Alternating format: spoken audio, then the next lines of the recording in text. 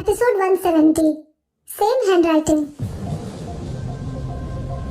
एक singer side में बैठे हुए बोली, तुम जसविंदर भाई को इस तरह रिएक्शन कैसे दे सकती हो? वो टाइम्स म्यूजिक एंटरटेनमेंट के स्टार हैं। तो क्या हो गया अगर वो टाइम म्यूजिक एंटरटेनमेंट के स्टार हैं?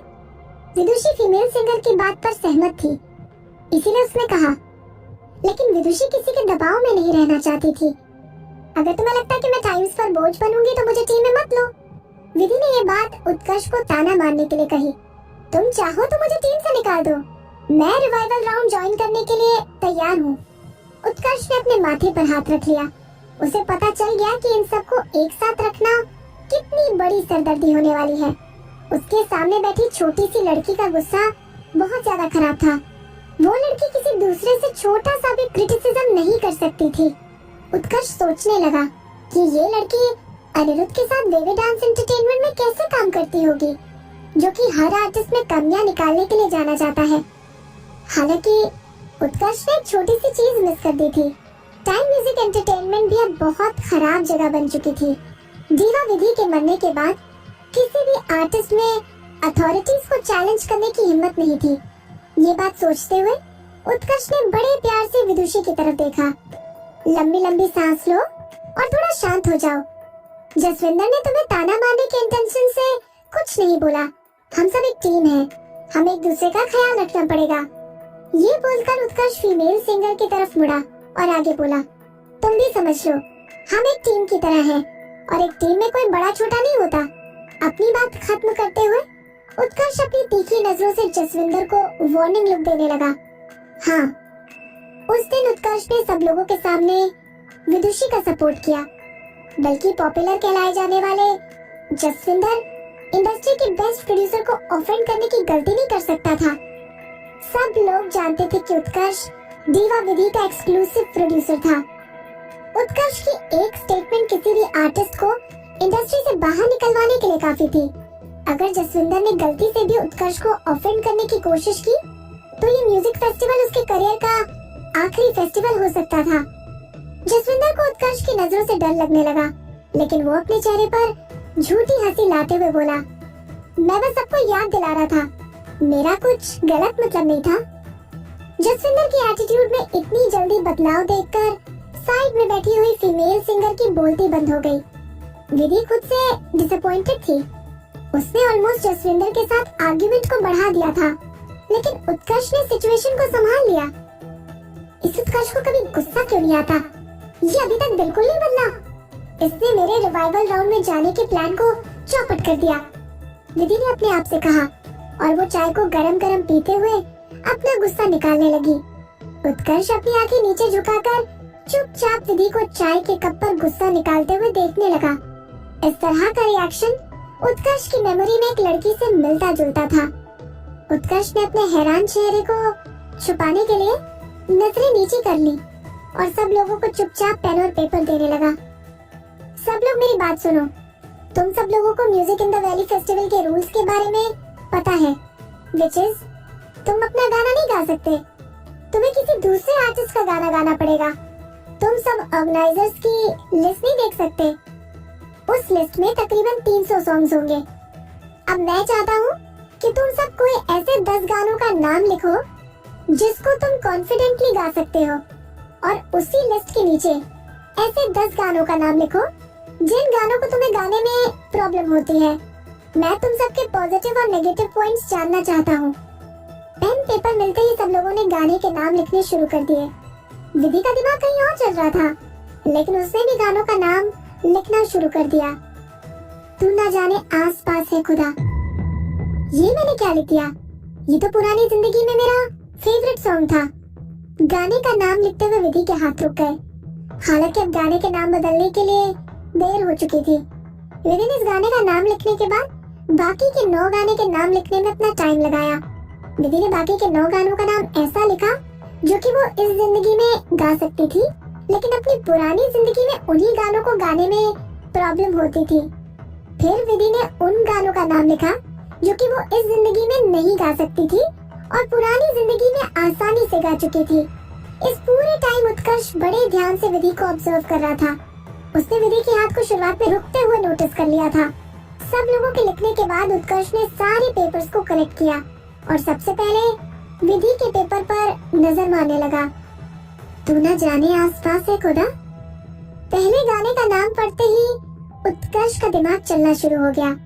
अगले 19 गानों का दीवा विधि से कोई रिलेशन नहीं था। क्या ये सिर्फ इत्तेफाक था? उत्कर्ष ने इतना सोचकर सारे पेपर्स को एक साथ रख दिया और फिर पूरी टीम से अपना गेम प्लान डिस्कस करने लगा। टीम मीटिंग का एंड होने के बाद उत्कर्ष उन सारे पेपर्स को अपने घर ले आया और अपनी स्टडी टेबल पर बैठकर विधि के पेपर को टेबल लैंप की रोशनी में ध्यान से देखने लगा।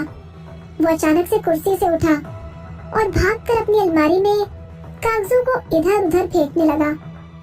आखिर में उसके हाथ एक पेपर लगा जिस पर दीवा विधि की राइटिंग से कुछ लिखा हुआ था। उत्कर्ष दोनों पेपर्स के साथ वापस अपनी स्टडी टेबल पर गया और टेबल लैंप की रोशनी के नीचे दोनों पेपर्स की हैंडराइटिंग को एक एक वर्ड करके मिलाने लगा। सारे वर्ड्स ऑलमोस्ट एक जैसे थे। पूरी तरह से हैंडराइटिंग को देखकर उत्कर्ष के हाथ कांपने लगे। अपने कांपते हुए हाथ से उत्कर्ष ने टेबल पर रखे हुए एक बॉक्स को खोला जिसमें उसने विदुषी के रेड कार्पेट वाले सिग्नेचर की फोटो रखी हुई थी। उसी बॉक्स में से उत्कर्ष ने दीवा विधि का साइन किया हुआ कॉन्ट्रैक्ट निकाला और विदुषी और दीवा विधि के सिग्नेचर्स के अल्फाबेट्स मैच करने लगा। कुछ दिनों पहले उत्कर्ष ने 3 डिफरेंट हैंडराइटिंग आइडेंटिफिकेशन स्पेशलिस्ट के पास विधि और दीवा विधि के सिग्नेचर्स को एनालाइज करने के लिए भेजा था और उन तीनों स्पेशलिस्ट के रिजल्ट से उत्कर्ष को तीनों ने यही बोला कि ये दोनों सिग्नेचर्स एक ही इंसान ने किए हैं। उत्कर्ष के हाथ अब और ज्यादा कांपने लगे।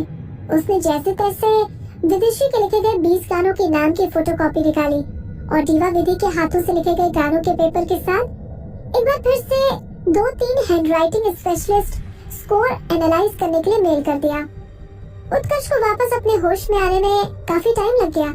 वो सोचने लगा कि एक बार फिर से स्पेशलिस्ट ने हैंडराइटिंग को एक ही इंसान का बता दिया तो इसका क्या मतलब होगा? क्या इस दुनिया में 2 अलग अलग इंसान इतनी हद तक एक जैसे हो सकते हैं? क्या विदुषी और विधि एक ही थी? क्या पुनर्जन्म सच में होता है? ऐसे ही कुछ सवालों ने उत्कर्ष को चारों तरफ से घेर लिया। हालांकि विधि को इस दुनिया से गए हुए तकरीबन 1.5 साल हो चुका था और विदुषी ऑलरेडी इस साल 18 या 19 साल की होने वाली थी। कुछ देर तक उत्कर्ष अपनी स्टडी टेबल पर दोनों हाथ में पेपर को पकड़े हुए देखता रहा। तभी अचानक से वो उठा और उसने किसी को फोन लगाया। हेलो प्रभु, यार मुझे तुमसे एक छोटी सी हेल्प चाहिए। क्या तुम मेरे लिए विदुषी नाम की सिंगर की इन्वेस्टिगेशन कर सकते हो? मुझे तकरीबन 1 साल पुरानी नहीं 2 साल पुरानी उसकी हैंडराइटिंग के पेपर चाहिए। तुम मुझे कुछ भी ढूंढ के मेल कर दो, स्कूल होमवर्क, सॉन्ग लिरिक्स या सिग्नेचर भी। जितना ज्यादा भेज सको उतना अच्छा होगा। प्रभु उत्कर्ष का पुराना दोस्त था जो कि एक इन्वेस्टिगेशन कंपनी चलाता था। वो उत्कर्ष का एक ट्रस्टवर्दी दोस्त था। उत्कर्ष की मदद के लिए प्रभु ने हाँ बोल दिया, लेकिन उत्कर्ष को नहीं पता था कि अगर विदुषी ही विधि निकल गई तो वो क्या करेगा। उसने इस बारे में अभी तक कुछ नहीं सोचा था। विदुषी को इस बारे में कुछ नहीं पता था। गानों के नाम लिखते समय भी विदुषी का ध्यान सिर्फ एक बात पर था। वो नहीं चाहती थी कि उत्कर्ष को उसके और विधि के बीच की पसंद और नापसंद के बारे में पता चले। हालांकि वो इस चीज पर ध्यान देते समय हैंडराइटिंग की बात को बिल्कुल भूल गई। पुरानी जिंदगी में आरव पूरी तरह से विधि का ख्याल रखता था और उसके प्यार की वजह से विधि कभी किसी की चालाकी नहीं समझ पाई और अब इस जिंदगी में मोहित उसको बिगाड़ने में कोई कमी नहीं छोड़ रहा था। विधि को वो अम्यूजमेंट पार्क वाला दिन याद आ गया। उस दिन मोहित ने कुशन के नाम पर चालाकी से विधि को अपनी गोदी में सुला लिया था। विधि बिना उत्कर्ष पर ध्यान दिए नॉर्मल मीटिंग में जाती रही। वो नहीं जानती थी कि उत्कर्ष इतने दिनों से उसके ऊपर ध्यान रख रहा है। टीम मीटिंग में विधि कुर्सी पर बैठकर पुराने गानों के बारे में सोच रही थी। तभी music in the valley festival का एक सेगमेंट कंपटीशन टीम के बीच शुरू हो गया। उस सेगमेंट का नाम था यू चूज आई सिंग। इस सेगमेंट में दूसरी टीम के कॉम्पिटिटर्स कोई गाना चूज करेंगे और दूसरी टीम के सिंगर को वो गाना गाना पड़ेगा। अब गाना गाने की बारी विदुषी की थी। उसकी अपोजिट टीम की मेंबर ने धीरे से कहा, हम उसके लिए कौन सा गाना चूज करें? ऑफ कोर्स हमें कोई मुश्किल गाना चूज करना चाहिए। अपोजिट टीम के मेंबर आपस में बात करने लगे। तुम्हें बताया तो था। मैंने उत्कर्ष को फोन पर कहते हुए सुना था कि विदुषी सारे गानों को प्रैक्टिस कर रही है। वो सारे गानों को गाने के लिए कॉन्फिडेंट है, लेकिन सिर्फ एक गाना वो कभी अच्छी तरह से नहीं गा सकती। कौन सा? बेवकूफ।